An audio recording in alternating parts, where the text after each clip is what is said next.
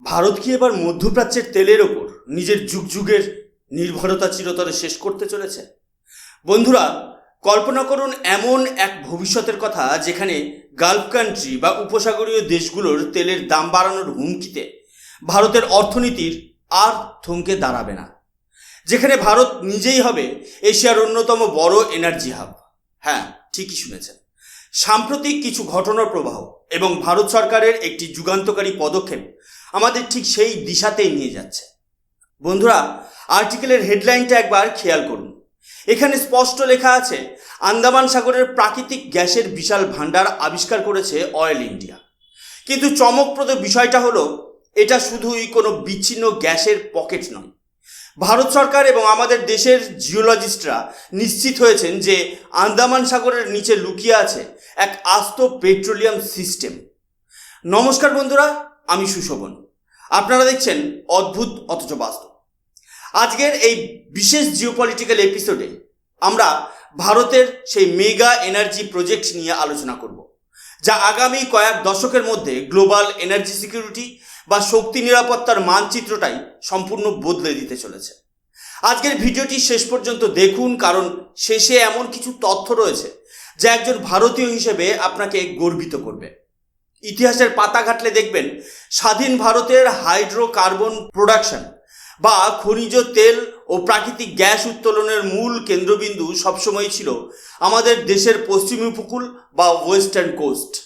মূলত গুজরাট উপকূল এবং মহারাষ্ট্রের মুম্বাই হাই, এই অঞ্চলগুলোই দশকের পর দশক ধরে ভারতের তেলের চাহিদা মিটিয়ে এসেছে।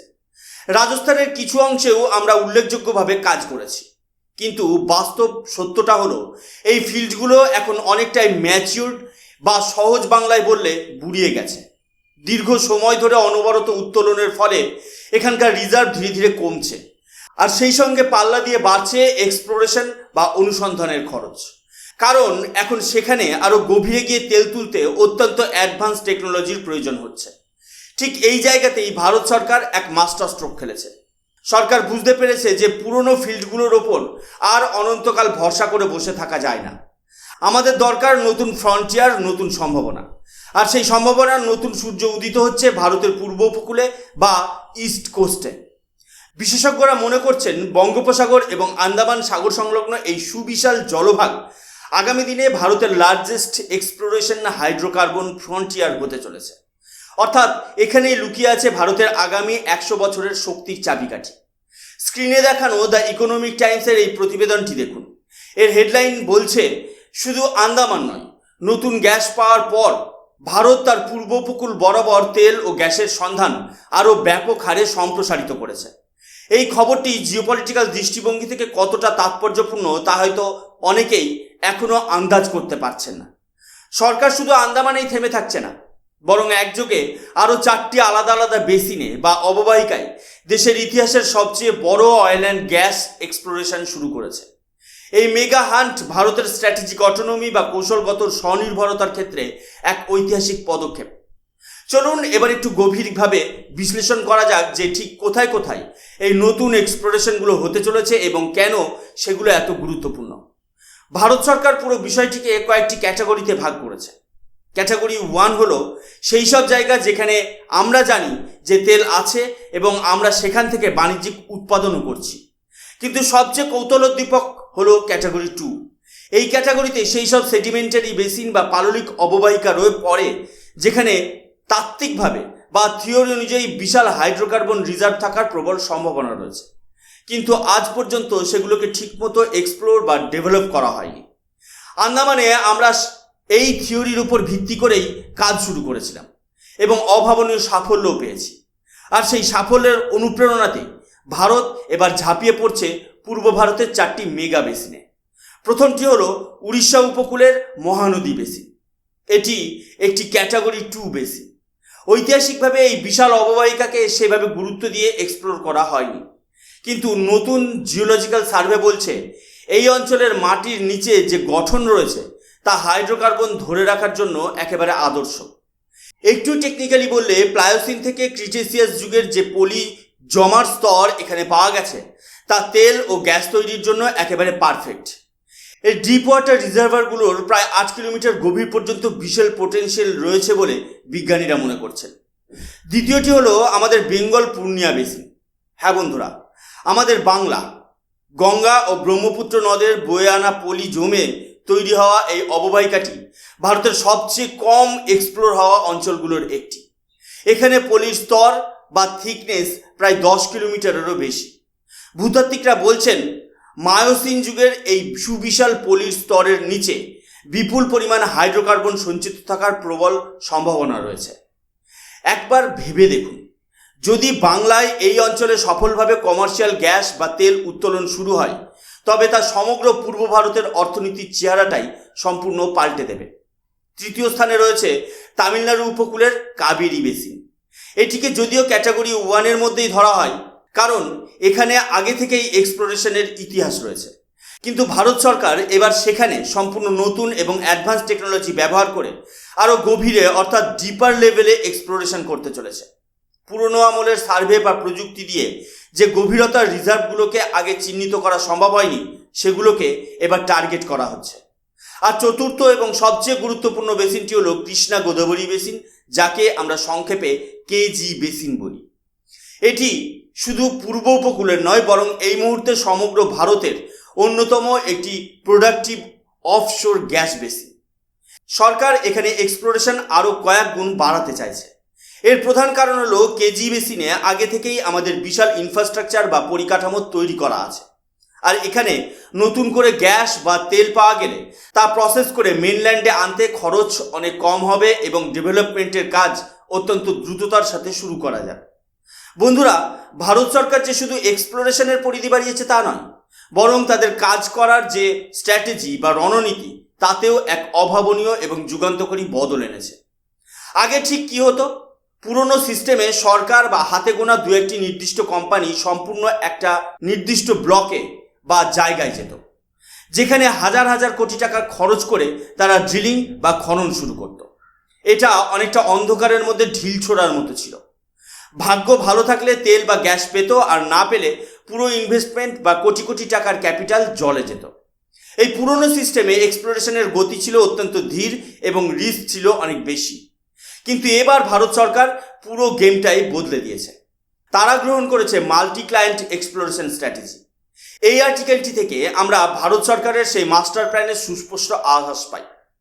মাল্টি ক্লায়েন্ট স্ট্র্যাটেজির মানে হলো সরকার এবার আর নিজে থেকে অন্ধের মতো সব জায়গায় ড্রিলিং করবে না। তার বদলে তারা বিশ্বের সবচেয়ে উন্নত এবং স্পেশালাইজড ডেটা কালেকশন ফার্মগুলোকে হায়ার করবে। এই বিদেশি এবং দেশি এক্সপার্ট ফার্মগুলোর একমাত্র কাজ হবে সমুদ্রের গভীরে গিয়ে 2D, 3D এবং আধুনিক প্রযুক্তির সাহায্যে সিস্টেমেটিক ডেটা এবং জিওপলিটিক্যাল ডেটা সংগ্রহ করা, অর্থাৎ সমুদ্রের তলদেশের মাটির স্তরের একটি নিখুঁত ম্যাপ বা গঠন চিত্র তৈরি করা, যাতে পরিষ্কার বোঝা যায় ঠিক কোথায় হাইড্রোকার্বন বা গ্যাসের ভাণ্ডার লুকিয়ে আছে। এরপর আসে সবচেয়ে বড় মাস্টার স্ট্রোক। সরকার এত টাকা খরচ করে পাওয়া এই হাইলি ভ্যালুয়েবল ডেটাগুলো নিজের কাছে কুক্ষিগত করে না রেখে দেশ বিদেশের একাধিক ছোট বড় অয়েল কোম্পানির কাছে ওপেন মার্কেটে বিক্রি করবে বা শেয়ার করবে। এর সুবিধাটা কি একটু গভীরভাবে ভাবুন। অফশোর এক্সপ্লোরেশন বা সমুদ্রের তলদেশে খনিজ খোঁজা এমন একটি সেক্টর যেখানে প্রাথমিক ডেটা সংগ্রহ করতে কয়েকশো মিলিয়ন ডলার খরচ হয়ে যায়। এর ফলে আগে ছোট বা মাঝারি প্রাইভেট তেল কোম্পানিগুলো, যাদের হয়তো নিজে থেকে এত গভীর সার্ভে করার মূলধন নেই, তারা এই সেক্টরে আসার সাহসই পেত না। কিন্তু এখন সরকার যেহেতু প্রাথমিক ডেটা কালেকশনের এই কঠিন এবং ব্যয়বহুল কাজটা নিজের কাঁধে তুলে নিচ্ছে, তাই মাঝারি বা ছোট কোম্পানিগুলো খুব সহজেই এই এক্সপ্লোরেশন গেমে প্রবেশ করতে পারবে। এতে তাদের এক্সপ্লোরেশনের ঝুঁকি বা ফিনান্সিয়াল রিস্ক অনেকটাই কমে যাবে। সহজ অর্থনীতির ভাষায় যাকে বলে ইকোনমিক অফ স্কেল, সরকার ঠিক সেই পদ্ধতিতেই কাজ করছে। আপনি যখন 10টা জায়গার বদলে একসাথে 100টা জায়গায় বিশ্বের সেরা কোম্পানিগুলোকে দিয়ে অত্যাধুনিক প্রযুক্তিতে অনুসন্ধান চালাবেন, তখন তেল বা গ্যাস পাওয়ার প্রবাবিলিটি বা সম্ভাবনা জ্যামিতিক হারে বেড়ে যায়। এর পাশাপাশি রয়েছে একটি বিরাট জিওপলিটিক্যাল এবং অর্থনৈতিক ফায়দা। এই যুগান্তকারী পলিসির কারণে গ্লোবাল ইন্টারন্যাশনাল কোম্পানিগুলো যেমন এক্সন মোবিল, চেভরন বা টোটাল এনার্জিসের মতো এনার্জি জায়ান্টরা ভারতের ভূতাত্ত্বিক ডেটা খুব সহজেই অ্যাক্সেস করতে পারবে। যখন এই গ্লোবাল প্লেয়াররা দেখবে যে ভারত সরকার প্রাথমিক সার্ভের নির্ভুল ডেটা তাদের হাতের মুঠোয় এনে দিচ্ছে এবং ইনভেস্টমেন্টের ঝুঁকি কমিয়ে দিচ্ছে, তখন তারা স্বাভাবিকভাবেই ভারতের সমুদ্রে বিনিয়োগ করতে ছুটে আসবে। আর এর সোজা অর্থ হলো আগামী দিনে ভারতের এনার্জি সেক্টরে বিশাল অঙ্কের ফরেন ডাইরেক্ট ইনভেস্টমেন্ট বা এফডিআই আসতে চলেছে। এই ইনভেস্টমেন্ট শুধু ভারতের সমুদ্র থেকেই তেল তুলবে না, বরং আমাদের অর্থনীতিকে রকেট স্পিডে এগিয়ে নিয়ে যাওয়ার পাশাপাশি হাজার হাজার নতুন কর্মসংস্থান তৈরি করবে। এবার আসি মূল জিওপলিটিক্যাল প্রসঙ্গে। কেন এই এক্সপ্লোরেশনগুলোর ওপর এত জোর দেওয়া হচ্ছে? বন্ধুরা, আজকের দিনে ভারতের মধ্যে একটি দ্রুত বিকাশশীল অর্থনীতির সবচেয়ে বড় দুর্বলতার জায়গা হলো তার এনার্জি ইম্পোর্ট বা শক্তি আমদানি। আমরা আমাদের প্রয়োজনীয় খনিজ তেলের প্রায় 85%-রও বেশি বিদেশ থেকে আমদানি করতে থাকি। এর জন্য প্রতি বছর ভারতের কোষাগার থেকে বিলিয়ন বিলিয়ন ডলার বিদেশে চলে যায়, যা আমাদের কারেন্ট অ্যাকাউন্ট ডেফিসিট বা চলতি খাতের ঘাটতিকে বাড়িয়ে দেয়। শুধু অর্থনীতি নয়, এর স্ট্র্যাটেজিক বা কৌশলগত দিকটা আরও বেশি ভয়ঙ্কর। মধ্যপ্রাচ্যে বা লোহিত সাগরে সামান্য কোনো অস্থিরতা তৈরি হলে, হুতি বিদ্রোহীরা কোনো তেলের জাহাজে আক্রমণ করলে, অথবা ইসরায়েল ইরান উত্তেজনা বাড়লেই ভারতের শেয়ার বাজার কেঁপে ওঠে। কারণ আমাদের এনার্জি সাপ্লাই চেন মারাত্মকভাবে এই অঞ্চলের উপর নির্ভরশীল। আমরা যতই শক্তিশালী হই না কেন, শক্তির ক্ষেত্রে এই পরনির্ভরশীলতা আমাদের গ্লোবাল পলিসি মেকিংয়ে কোথাও না কোথাও একটু হলেও ব্যাকফুটে রাখে। কিন্তু যদি এই পূর্ব উপকূলের মেগা এক্সপ্লোরেশন সফল হয়, যদি আন্দামান মহানদী আর বঙ্গোপসাগরের বুক চিরে আমাদের নিজেদের তেলের ও গ্যাসের বিশাল ভাণ্ডার উঠে আসে, তবে ভারতের এই পরনির্ভরশীলতার শৃঙ্খল চিরতরে ভেঙে যাবে। এটি ভারতকে একটি স্বাধীন এবং শক্তিশালী জিওপলিটিক্যাল প্লেয়ার হিসেবে বিশ্বের দরবারে প্রতিষ্ঠিত করবে। তখন আর ওপেকের তেলের দাম কমানো বা বাড়ানোর ওপর ভারতের সাধারণ মানুষের পকেটের অবস্থা নির্ভর করবে না। আমরা আমাদের নিজস্ব স্বার্থে নিজস্ব এনার্জি সিকিউরিটি দিয়ে বিশ্বের বুকে মাথা উঁচু করে দাঁড়াবো। আমি জানি আপনারা অনেকেই হয়তো ভাবছেন যে এই এক্সপ্লোরেশন তো একটা দীর্ঘমেয়াদী প্রক্রিয়া, এর ফল পেতে তো কয়েক বছর লেগে যাবে।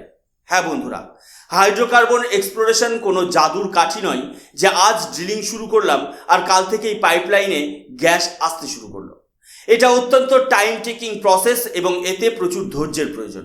কিন্তু মনে রাখবেন, রোম একদিনে তৈরি হয়নি। একবার যদি সফলভাবে এক্সপ্লোরেশন শেষ হয়ে যায় এবং রিজার্ভ কনফার্ম হয়ে যায়, তবে প্রোডাকশন বা উত্তোলন শুরু করতে খুব একটা বেশি সময় লাগে না। ভারত সরকার যে সুদূর প্রসারী ভিশন বা দৃষ্টিভঙ্গি নিয়ে এই মেগা এক্সপ্লোরেশনের কাজ শুরু করেছে, তা সত্যি একটি অভাবনীয় এবং অত্যন্ত যুগান্তকারী পদক্ষেপ। দেশের এই মেগা প্রজেক্টগুলো সফল হলে তা ভারতের সাধারণ মানুষের জন্য কতটা লাভজনক হবে এবং জিওপলিটিক্সে ভারতের অবস্থান কতটা শক্তিশালী হবে, সেই বিষয়ে আপনাদের কি মতামত অবশ্যই কমেন্ট বক্সে লিখে জানাবেন। আমরা ভবিষ্যতেও এই এক্সপ্লোরেশন প্রোগ্রামগুলোর যে কোনো লেটেস্ট ডেভেলপমেন্ট বা আপডেট আপনাদের সামনে সবার আগে তুলে ধরার চেষ্টা করব। আমি সুশোভন আজকের মতো এখানেই শেষ করছি। যদি ভিডিওর তথ্যগুলো এবং আমাদের এই বিশ্লেষণ আপনাদের ভালো লেগে থাকে, তবে ভিডিওটিতে একটি লাইক করতে ভুলবেন না। এরকম আরও বাস্তবসম্মত, গভীর এবং আন্তর্জাতিক ভূরাজনীতির ও ভারতের ভবিষ্যৎ নিয়ে আলোচনার জন্য সাবস্ক্রাইব করে রাখুন আমাদের প্রিয় চ্যানেল বা আপনাদের প্রিয় চ্যানেল অদ্ভুত অথচ বাস্তব। দেখা হচ্ছে আগামী ভিডিওতে সম্পূর্ণ নতুন কোনো কৌতূহলোদ্দীপক বিষয় নিয়ে। ততক্ষণ পর্যন্ত ভালো থাকবেন, সুস্থ থাকবেন। জয় হিন্দ, বন্দে মাতরম, ভারত মাতা কি জয়।